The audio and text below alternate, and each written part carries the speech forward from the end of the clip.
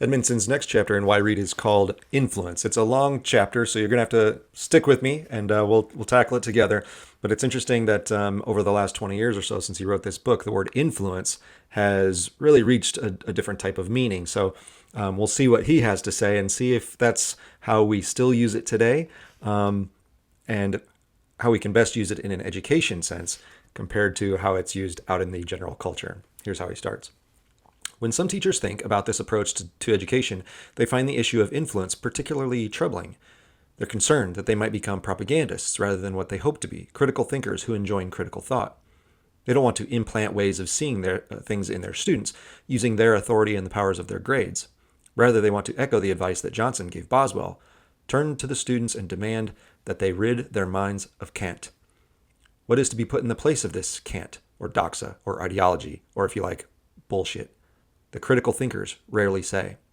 Such an interesting idea because Edmundson is speaking from a traditional humanist liberal arts education perspective where he's familiar with the world where teachers didn't want to be propagandists. They wanted to be as neutral as possible and give their students as much information as possible so they can make their own decisions about how to live their lives. How interesting it is that since he wrote this book, it's the opposite way of thinking, that now we have to constantly be on guard to urge teachers to be more neutral, to not be propagandists, because now, in many cases, it's not everybody who does this, but in many schools, especially at the university level, this is what professors are. They are propagandists. They're just trying to kind of ingrain their own ideologies into their students and not letting them think about a variety of ideas. And so it's just so funny, the opposite approach that is kind of in our current academic environment. And the idea of letting these authors and books influence us is actually what we should be doing, or at least considering them as options.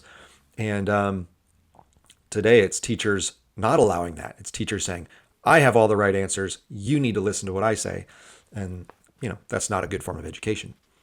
To me, there are few pleasures greater than being influenced, learning something I need to know from another. Longinus describes this feeling of connection with a great author in a splendid sentence when he says that when we encounter sublime wisdom, we feel that we have created what in fact we've only heard. The utterance so much echoes our latent wisdom that we take the author's words as our own. Emerson, greatly fearing influence, especially early in his career, speaks of the indignity of being forced to take with shame our own opinion from another. But Emerson addresses here as an aspiring original. To the true reader, every form of usable truth is welcome many times over. Later in life, Emerson is more circumspect. Shall I tell you the secret of the true scholar? It is this: every man I meet is my master at some point, and in that I learn of him. This idea is interesting that, there's the old Carl Jung, psychologist, quote where he said, men don't have ideas, ideas have men, or people don't have ideas, ideas have people. That very rarely do you come up with an original idea on your own. You're always being influenced by all of the surrounding culture and the philosophies and the wisdom that has been passed down to you throughout however many generations humans have been around. And so there's these ideas that exist floating in the culture, and they only pop up in people when people are ready to have grasped onto them and then express them. Very rarely do people have their own original ideas. And so, that's okay. It's okay to embrace and be influenced by these other authors who have come before us, who were very wise and are attempting to, if not directly pass down our wisdom, to have placed their wisdom in the ether, so to speak, so that when we're ready and when we're open enough, we might listen to them as well. So interesting concept here about where these ideas come from. Many of our students have grown up being suffused with TV, movies, video games. Is what is to be found in Blake and Dickens so much worse than what Paramount and Disney have to deliver? Should we suffer endless qualms lest the world according to Spielberg be displaced by the world according to Wallace Stevens? And yet, there is something real about these concerns. Teaching in the way that I describe does have its dangers. To me, part of the risk of true teaching lies in the willingness to see students make choices, sometimes bad choices. We must not be afraid of submitting our students to influence. We face people who are on the verge of major decisions. Should I marry? Should I have children? Should I go into law? Should I stay in my parents' church? Such questions matter to young people, and they matter now. If thinking about these questions in a classroom can be dangerous, it can be much more dangerous not to think about them. Really great point there. I love that sentence. And again, this is part of what a good humanities-based education is like we're trying to wrestle with the most important topics of your life. Yes, you're going to college and you're going to learn things for your future career. That's fine, but like there are questions bigger than what kind of job am I going to get someday? How do I move up in my company? Yeah, fine. But these questions are the really big questions. And yet these are the ones we never talk about in our college classrooms. They're the ones that usually can be talked about through the great books we read. And, again, these ideas on relationships and religion and, what's morality and all these things. These are the most important subjects of our whole lives. And yet, what are we doing in colleges now? Oh, here's a new tech skill I can learn. I mean, as he says, if you're not going to talk about those now, wait till the real world presents them to you and slaps you in the face with them, and you have a real consequence to them. You'd be better off spending some time, a couple years of college, working through these complicated questions, because the real world's not going to be so patient with you as you try to learn these things. The result of never brooding over major issues is likely to be that one follows the crowd. One takes common convention as a guide. Rich in use as convention can be, for some it is stifling, begetting lives of quiet desperation. We spend our days pursuing ends that outrage our natures, making ourselves sick, as Thoreau said, so that we can lay something up against our coming illness. A fundamental qualification for teaching literature should be the view that great books are worth studying because of the salutary effects that they can have on life. Why would a student wish to study with anyone who didn't think as much? Doing so would be like hiring a lawyer who had lost all his faith in the law and didn't want to sully himself through contact with the corrupt legal system. I talked about this in another recent chapter where, there's teachers who don't even like this stuff, who don't even believe in it. These are like the professors who think these stories are only just depictions of class conflict or racial conflict or gender conflict or whatever political ideology. Like, you're only using the book for that?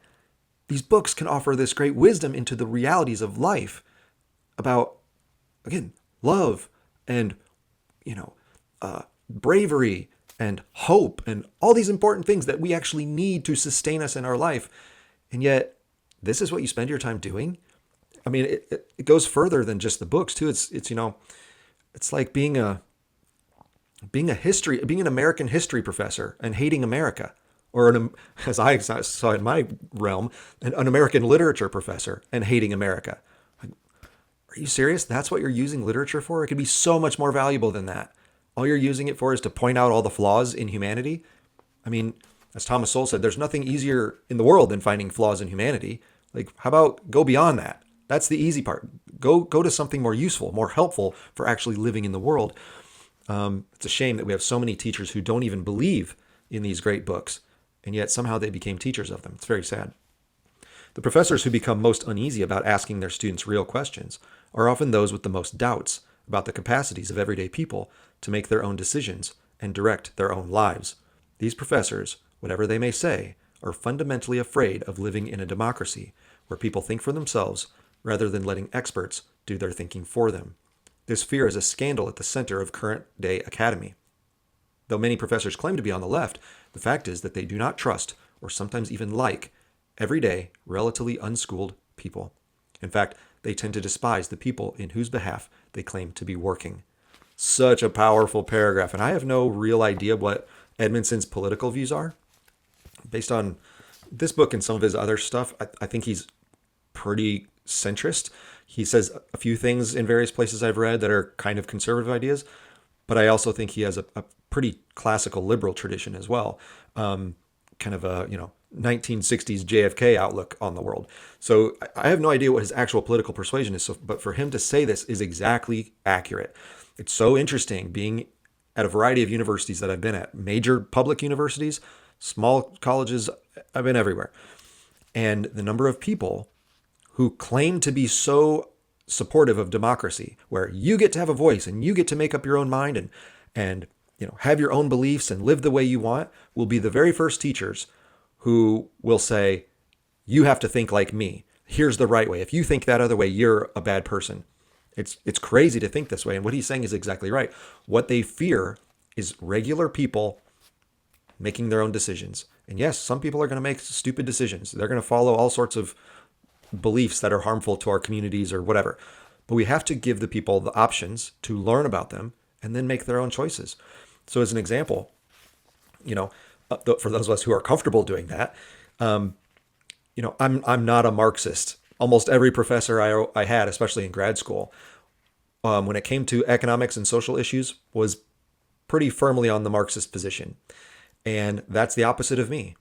And so in my classrooms, I teach the opposite of that, but I also give the students the opportunities to read the Marxist works too. Because if we're going to understand all the belief systems of life, or at least as many as we can, well, you need to try them out. And as he says, we need to listen. I need to let myself be reduced so that I'm not just propagandizing to students. And I need to say, here's another option. What do you think of it?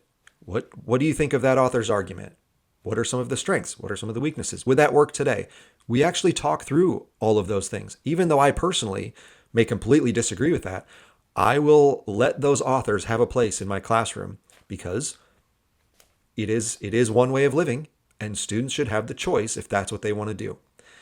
Similarly, I'm a religious person, and even in my religious classrooms where we're talking about religious things, I will present an atheist or agnostic point of view to students, and I'll say, look, here are some authors who believe this opposite way, and what are some strengths about that argument? What are some weaknesses? How would that work for our lives? Why have so many people found this to be a useful way of living? We talk through all that. So the reason I'm comfortable doing that and presenting all different types of views is because I actually believe in this democratic idea. I believe in this humanistic goal of each person having the right and the ability mentally to come up with their own conclusions and listen and learn and try out stuff. That's part of what education is. And so what he's saying there is so great because it's completely true. And it's even more true now, I think, than 20 years ago when he wrote this book, that we have so many professors who think, you need to agree with me, the teacher. I have all the answers. I'm on the right side of this topic, whatever it is, usually a political topic. And if you don't agree, then you must be stupid. And, at worst, you're maybe even a bad person. And again, that's not what education is. And we as teachers need to embrace democracy. Let people choose for themselves. If they make mistakes, that's on them. And we have to leave it up to them to learn. As disconcerting to me as the fears of those who think that students will be too easily swayed are the doubts of those who feel that human beings can be changed little, if at all, for the better. Eminent among these is Sigmund Freud. What Freud calls the transference is purportedly an inescapable part of life, perhaps even an element of every significant encounter. The theory of the transference suggests that we live eternally in the past, never in the present and future. To Freud, we perpetually approach figures of authority and figures of erotic interest, not as the people they are in themselves, but rather as though they were figures from the past. The boss's injunctions are inflected with the mother's commands. The lover's carpings are the father's as well. We are lost in a world where, as J.H. Vandenberg puts it, everything is past and there is nothing new. We find ourselves amidst facsimiles, of replicas, of reproductions. Again, these philosophies from the past that sort of many professors think kind of taint our current thinking. Well, it doesn't allow for renewal. It doesn't allow for forgiveness. It doesn't allow for people to change their minds. It just says, no, this is where you came from. Therefore, you still believe that. You're living in the past. You have to allow people to evolve and to learn new things and pick their own path. He continues on. One of the reasons that Freud hated America as much as he did is that the nation seemed organized on the premise that the present could have a liberated relation to the past. We believe that it was possible to draw on the past, not be swallowed by it against our wills. Democracy, which depends on the enfranchisement of greater and greater numbers of people, on the widening of their possibilities, is inseparable from faith in the present and future. So important there. Again, these are, when you think of people who say, well, our country was founded on, this racist idea or this classist idea or something like that. And so therefore, here we are in the 21st century and you're still living by that because this is our history. It's like, well, it might have been a piece of our history a long time ago, and maybe it lasted longer than it should, but we've changed a lot since then. We've learned a lot. We've, in many ways, become better people as a country, politically speaking. So I can't be beholden to the past. I have to live in the present because I have to navigate my current life. We aren't living 200 years ago. We're living now. And this is this is a different time and place. And I have to prepare to go for the future. So if you tell me that my past dictates who I am and there's no hope for the future, well then how am I supposed to act toward the future? That's a hopeless vision of life. And that's where we are today politically, especially with young people, is they've been taught by these professors that your past dictates who you are, you can't change, therefore the future is going to be the same as it's always been. Well, why would anyone be excited about going into the future with that idea? And so we see with many of those people, their marriage rates drop, their birth rates drop. Why? Because they have no hope for the future. They don't think anything can be improved, even though there's been tons of improvements in the last 250 years that we've been a country.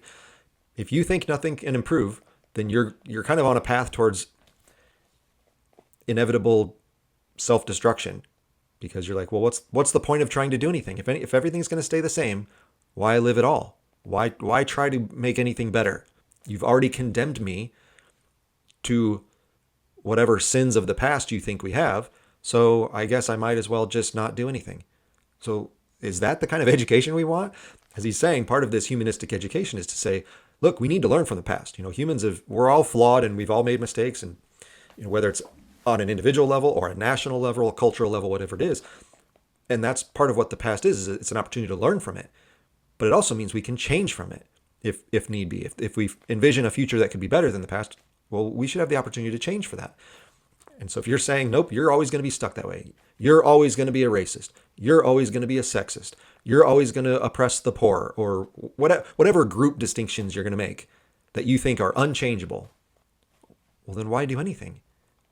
In fact, you might even make things worse because you're just going to become more set in your ways. When someone says, well, you can't change, they'll go, well, I guess I'll just be what I am and forget all you people, because what's the difference? Well, that's not what we want. If we're gonna move towards an improved society where people get along, people are safer and more educated or more intelligent and have more opportunity, you have to envision the potential for growth and change and evolution and all these things. And being dictated by the past, like you said, that's a very kind of Freudian idea that, no, you are who you are and you can't change. Well, that's pretty depressing. To have gone into teaching is to have placed one's wager on the hopeful side of the equation. By choosing to teach, we have declared a hope that the powers of nurture may be a little stronger than nature's. We've affirmed the hope that the present can be more alive than the constricting past. What is our proof beyond that hope? Do we have any evidence besides our temperamental wish to think well of the world? I think so. As teachers, we see proof all the time. We see proof, first of all, in the nearly miraculous works that we often teach. If a human being can write as Shakespeare or Blake did, coming from humble beginnings with no advantages other than those they created themselves, then what is not to be hoped for from an individual man or woman? A human being did that, one says, reading their work. And what might I, too, no less human, be able to achieve? Such a great little section right there. And something I used to tell my students, especially in a writing class where we're talking about, these great authors. Instead of saying, yeah, that author, they're amazing, but I could never be like that. They were so talented and smart. I'm just a regular person. I'm not that creative. I could never be a writer like that. The response from a teacher is to say, wait a minute, those are just people. In fact, they grew up they lived and grew up and worked and were educated in a world that was way, way less advantageous than what world you live in right now. If you live in a poor neighborhood and go to a poorly funded school, you still have way more advantages than these authors from several hundred years ago, who didn't know anything about how to deal with disease, and were living in countries that had rigid class systems where there was no opportunity to change your life or anything like that. Like, they were just people, and in fact, they had tougher lives than you. So yeah, we might not be Shakespeare, but we can connect with Shakespeare and go, a human did that. Well, I'm a human, and I've got a few advantages in life because, after all, I'm not living in the 1500s. So this is pretty cool. So maybe I could do something cool too. Again, I may not be remembered as long as Shakespeare has, but I could do something important. I can use my brains and my skills to communicate, to come up with something creative, to participate properly in the world. That's the humanism that we're aiming at, is when we look at another person and go, you're a human and you did something amazing. I'm a human. I could do something amazing. let's try stuff. That's such a hopeful way of thinking about education than the depressing way that too many educators offer for their students, where they say, nope, you're one type of person and the whole system is against you, so you're just going to have to deal with it. It's not education. Freud and all the other purveyors of the Gothic imagination may be right. It's possible that the present is bound so tightly to the past that it rarely breaks free. Edgar Allan Poe, the ultimate Gothic writer, delighted in depicting people who are fated from the start to be devoured by past sins, whether they committed them or not. Is there any doubt, once you see the enormous crack running through the house of Usher, what will happen to it and its residents by the tale's end? It's a great story. Poe, who sought his own doom ruthlessly enough, seemed to believe that all of us would eventually be sacrificed on the altar of long-ago transgressions.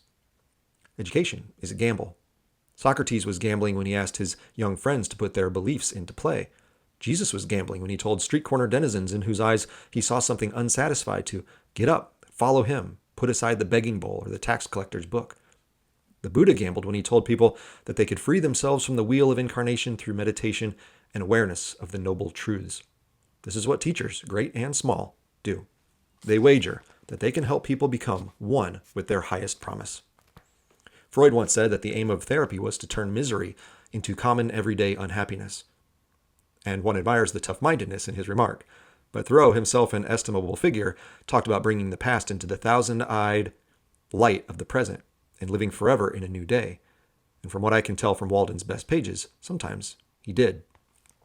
That's exactly right. When you go into teaching thinking, I see something in the potential of young people, and I think they could get on the right track and be valuable, moral people in this world. If you don't think that, then there's no purpose for being a teacher. If you think people are never going to be able to change, and we're all just fated to these lives of, being in these class distinctions or whatever you think we're stuck in, well, then why be a teacher? That doesn't make any sense. The whole point of becoming a teacher is you say, there are ideas out in the world. Some of them are written down, some of them are spoken, whatever they are.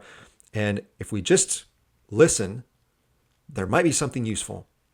And you're young enough that if you just listen enough and you think enough and then you work hard enough, you could pave your own path. You could pursue your own destiny. You don't have to be beholden by the past. You don't have to be even beholden by your genetics to a certain degree. You can be almost whatever you want, or at least you can think whatever you want, and you can live and behave however you want. Hopefully you're going to choose something good. But you have the power. If you just listen and read enough, you can figure it out. And if you don't think like that, you shouldn't be a teacher. Thoreau and Emerson did not wish to throw out the past. Emerson, for his part, wrote a book on representative individuals, historical figures from whom we might learn. And Whitman said in his preface to Leaves of Grass that America does not repudiate what is done and gone. Rather, we draw on it for fresh life, ingest it, and make it new, as the body does its food. If you've become a teacher, you've already entered the game on the Emersonian side. You're there to change people, help them live better. A scholar, Andrew Delbanco, quotes Emerson to exactly this effect. The whole secret of the teacher's force lies in the conviction that men are convertible. And they are. They want awakening. I think that might be going a little far. I think a lot of students don't necessarily want awakening. Most people want comfort. New ideas are complicated and hard to swallow. And if we don't need them, then they don't want to go through the struggle of learning them. So it's just easier to be comfortable. Whatever works, just keep doing that. That doesn't mean you're necessarily a very educated person. You can live a fine life just going with the flow and doing what other people do. As he said, just listening to convention. But a truly educated person does want that awakening. I think, again, he might be overstating that everyone wants that. But if you've enrolled in college and you're trying to better yourself, I hope that's the case, that you're trying to be awakened to all these interesting ideas that are out there that these authors have provided, and that you're looking for a new course of your life. And that's what teachers can provide.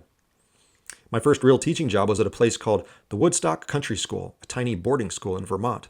The headmaster, Robin Lever, who was an educational genius after his fashion, worked chiefly from one premise.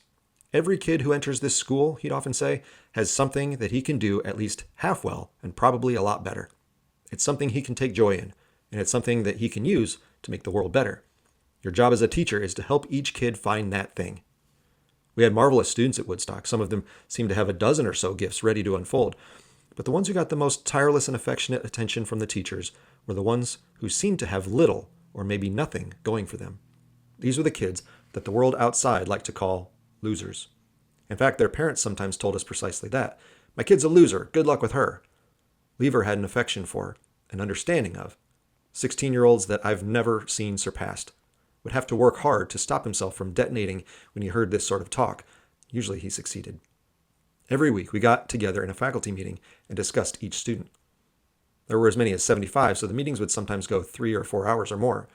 The kids in the most trouble got the most time. I can still see Robin leaning over at us. Vast smile, blonde hair, movie star good looks, nearly absurd for someone headmastering a school in outer nowhere, saying somewhat ironically, you call yourselves teachers and you can't find anything in the world that Michael Long is interested in? Nothing? Nothing? Someone might observe that he'd seen Michael following Bruce around. Bruce was the farmer who grew crops on the school grounds and kept up the land. And what are we waiting for, Lever would say. Let's put him to work with Bruce. He can study English and math next term. Sometimes these shots in the dark worked, sometimes not. But what did have an effect was the students developing awareness that the people who taught at the school would do anything, to deliver them from wasted lives. Given that affirmation, the students were often inspired to start searching on their own. 25 years after Woodstock closed, at a reunion on what had been the school property, Robin and I talked about why the place had finally run aground. I said it was because to make ends meet, we had to take too many kids who had too many problems. They were impossible. No, said Robin. Those kids would have come along, but some of them needed years and years at the school. We just didn't have enough time. In some empirical, practical sense, what I said may have been true. A few of the kids we were accepting at the end were borderline dangerous, but the one who spoke then, in the true spirit of democratic education, was surely not me. So in the best case, teachers go into teaching because, again, they think they can help kids learn to live better. That's why I went into education. I love learning. I love books. I love history, and I used to teach math and science and all sorts of things. So, I love all those things. I like learning and all that. But really, I got into it to try to get kids on a better path in their life. I knew kids who were from broken homes, from violent neighborhoods, from family members who had drug addictions and medical problems. And, at age 10 or 11, they were already the man of the house. There were tough situations for kids. And then as I taught college, again, students have all sorts of things that they're struggling with. They're stressed out about things. They don't know what path to take for their career. They're worried about their romantic relationships. They have family problems, health problems, all these kinds of things. And I always felt like, well, I can use, in my case, English. I can use literature and writing and reading and all these things to inspire kids, or at least give them options for how they might improve their life. And then it's up to them to actually do it. But I can be someone who transmits these ideas and gives them, a range of things to choose from, and hopefully they take that and run with it. Ideally, that's what all teachers want to do and hope to do. And what he's saying there is, well, it will always work inevitably if we just have enough time. Maybe. Again, that depends on the kid. With younger kids, that's probably true. At some point, you'll be able to crack through and reach them in some way. By the time they're in college, that's hard to say because college kids can already start getting pretty set in their ways. But I approached every semester as a college professor, and I approach every season as a basketball coach as an opportunity to say, okay, let's start fresh. Let's find something that clicks with you. Maybe what we're talking about today won't work, but I'll try something different with you tomorrow. And, tomorrow I'm going to ask you about it. I'm going to make it my mission to get you excited about this. Whatever it is, that's what good teachers do. And as he's saying in a chapter like this called Influence, boy, we need good teachers to have good influences over our students today.